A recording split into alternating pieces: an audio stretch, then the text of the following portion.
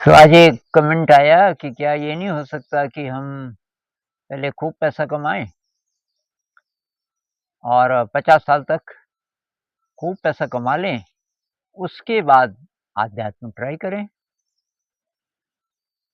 तो सुनने में तो अच्छा लग रहा है, लेकिन यार ज़िंदगी हमारे प्लान के हिसाब से ही चले, तो ज़रूरी नहीं है। पहली बात तो ज़िंदगी कितनी है किसकी, कहना बहुत मुश्किल है। अ, बड़े से बड़े विद्वान, बड़े से बड़े मेडिटेशन वाले भी बहुत यंग मर गए थे। विवेकानंद जी मेरे ख़्याल से 35-36 साल के थे, चले गए। रामानुजन तो और यंग थे, गणितज्ञ थे। कब कौन चला जाए, कोई भरोसा थोड़ी है।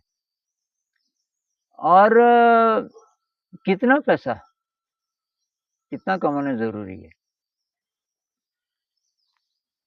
तो अगर बहुत ज़्यादा पैसा कमाने की इच्छा है, तो थोड़ा-सा उसपे क्वेश्चन मार्क लगाइए, उससे मिलेगा क्या आपको?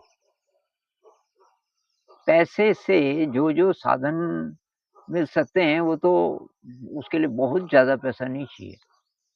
थोड़ा चाहिए, थोड़ा एक्स्ट्रा भी चाहिए, उसके बाद काहे के लिए चाहिए?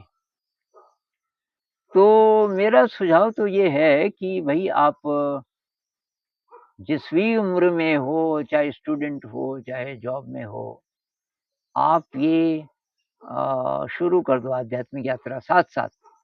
आध्यात्मिक यात्रा पे आप हैं, इसका मतलब ये नहीं कि आप पैसा नहीं कमा सकते।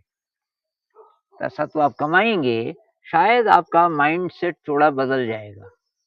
अब आप पैसे के लिए पैसे के लिए बहुत ज़्यादा चिंता नहीं करोगे। पैसे के लिए काम करोगे और पैसा शायद आसानी से आने लगेगा अगर आप अध्यात्म में भी हैं तो। अगर आप मेडिटेशन करते हैं, आपकी एनर्जी बढ़ेगी। एनर्जी बढ़ेगी तो अभी जितनी एनर्जी लगा के आप पैसा कमा रहे हैं, उससे कम ही एनर्जी में पैसा आ जाएगा। और एक आपको लिमिट पता चलती रहेगी कि मुझे कितना चाहिए। उससे ज़्यादा पैसा आ रहा है, तो सब आप अपने ही अपने लिए नहीं रखोगे। कुछ पैसे से आप सेवा का काम भी करोगे। तो एक अभी हाल ही में एक स्टूडेंट से 20-22 साल का, उसने अप्लाई किया और वो ये अमेरिका में किसी इंस्टीट्यूट में निकल गया पढ़ाई के लिए, स्कॉलरशिप पे शायद। तो उसकी बहुत तमन्ना थी कि मैं विदेश जाऊँगा, बहुत पैसा कमा के, तब फिर वापस आ जाऊँगा अपने देश, क्योंकि अच्छा तो उसको यहीं लगता है। तो वहाँ उसे एक बुज़ुर्ग मिले, थोड़ा-थोड़ा दोस्ती हुई और बुज़ुर्ग ने एग्ज़ैक्टली यही बात कही कि बेटा तू इस ट्रैप में मत फँसना कि पहले पैसा कमा ले और तब जब काफ़ी कमा लेगा तब तू अपने देश चला जाएगा। कि मैंने भी ऐसे ही सोचा था, फँसता गया और कि मैं अकेला नहीं, बहुत लोगों की ऐसी कहानी है जिन्होंने ऐसा सोचा। तुझे अपना देश अच्छा लगता है, तो ये मर-मर के ये पैसा कमाने की बजाय तू चला जा, वहाँ कोई छोटा काम मिलेगा, कम पैसे मिलेंगे, कम से कम जिएगा तो सही। ज़िंदगी तो बहुत छोटी है। ये मैंने भी सोचा था मैं वापस जाऊँगा अपने देश, भारत के ही थे और तब मैं अच्छी ज़िंदगी जीऊँगा, मेरे पास पैसे भी होंगे, क्योंकि पैसे की कमी रहती है अपने देश में। लेकिन क्या पैसा तो है मेरे पास और कुछ नहीं है। मेरा दिल उदास है और अब मैं वापस भी नहीं जा सकता। ज़्यादा बूढ़ा हो गया और अब एनर्जी है नहीं। अब वहाँ जा कर के दोबारा से मैं वहाँ कोशिश करूँ रहने की, देर हो गई। अब कि मन में एक उदासी है और याद आता है, वो पंजाब के थे शायद, अपना पंजाब याद आता है, अपने बचपन के दिन याद आते हैं और अंदर ही अंदर रोता हूँ कि किसके सामने रोऊँ? क्योंकि मेरे जैसे बहुत सारे लोग हैं जो बार-बार से आपको बहुत ठीक-ठाक लगेंगे, एकदम टिप-टॉप, उनके पास पैसा भी है, बहुत सारे साधन हैं और उन्हें तो कोई कमी होनी नहीं चाहिए, ऐसा लगता है नए आदमी को। लेकिन ज़रा उनसे दोस्ती हो, तब वो अपने दिल की बात बताते हैं। तो बाकी तो आप अपने विवेक से काम लीजिए, लेकिन एक तो कबीर साहब कहते हैं, एक ही साँस का भी भरोसा नहीं, एक ही रात का भी भरोसा नहीं है। कब ज़िंदगी कितनी है, पता नहीं। तो जितनी साँसें हैं, हम उनका सदुपयोग करें।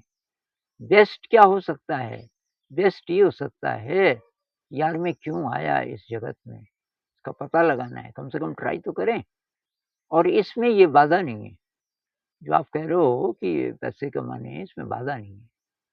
अब कुछ-कुछ लोगों का ये होता है जी बहुत आलीशान ढंग से रहना है, बहुत बढ़िया कार चाहिए, ये चाहिए, वो चाहिए, ये आपकी इच्छा अपने आप गिर जाएगी। अगर आप अध्यात्म में आगे बढ़ोगे, आपको पता चल जाएगा कि इन चीज़ों को इकट्ठा करके कोई फ़ायदा नहीं। कार चाहे आपकी 5 लाख की हो या 10 करोड़ की हो, उसमें बैठ कर के आप तो वही रहेंगे ना, आप तो वैसे ही इंसान रहेंगे। दुनिया की नज़र तब इम्पोर्टेंट नहीं रहेगी। जैसे ही आप अध्यात्म में आगे बढ़ना शुरू करेंगे, दुनिया की पावर नहीं चलेगी आपके ऊपर। जो आप बहुत ज़्यादा पैसा इकट्ठा करना चाहते हैं, मतलब आप दुनिया की सोच रहे हैं कि लोगों की नज़र में मैं रिस्पेक्टेबल होऊँगा, ये होऊँगा, वो होऊँगा। अपनी पावर उनको दे रहे हैं। आप अपनी नज़र में ठीक-ठाक हो, ये है महत्वपूर्ण। तो अपनी नज़र में आपकी ज़िंदगी के लिए जो-जो साधन चाहिए, वो तो जुटा लो। थोड़ा बहुत अतिरिक्त पैसा भी जुटा लो और ये सेवा का कंपोनेंट शुरू से रखो। आपकी ₹100 ही रुपए इनकम है, कम से कम ₹1 का तो आप कर सकते हो कुछ काम। आपकी ₹1000 इनकम है, तो भई ₹10 तो लगाओ सेवा में और आपकी अगर लाख है, करोड़ है, तो उसी हिसाब से कुछ प्रतिशत रखो। पुराने ज़माने में कहते थे कि 10% आपकी जितनी भी इनकम है, गरीब से गरीब आदमी की 10% आप अब जिसके पास रोटी, कपड़ा, मकान ही नहीं है, तो क्या सेवा करेगा? पर रोटी, कपड़ा, मकान, बेसिक नेसेसिटीज़ पूरी हो गई, अब 10% इनकम का समाज पे लगाओ। तो मेरे ख्याल से तो शुरुआत से मेडिटेशन, क्रिएटिविटी, निस्वार्थ सेवा, ग्रैटिट्यूड, ह्यूमिलिटी, विनम्रता, इन सब का अभ्यास बहुत ज़रूरी है। और जो आपका जॉब है, बहुत ज़्यादा डिप्रेसिंग है, चाहे पैसा कितना भी मिलता हो, मेरे ख्याल से तो मत करो। क्योंकि मरते, मरते, मरते आपकी एनर्जी इतनी कम हो रही है रोज़-रोज़ कि आप तब अध्यात्म में भी नहीं जा पाएँगे ज़्यादा। तो जॉब जो भी है अगर बोरिंग है तो इंटरेस्टिंग बनाओ या तो उसको, हो सके तो। बहुत ही बोरिंग है, इंटरेस्टिंग नहीं बना सकते, छोड़ दो। लेकिन आध्यात्म तो भई बहुत ज़रूरी है। वही नहीं है, तो मनुष्य का जन्म लेके फ़ायदा क्या हुआ हमारा?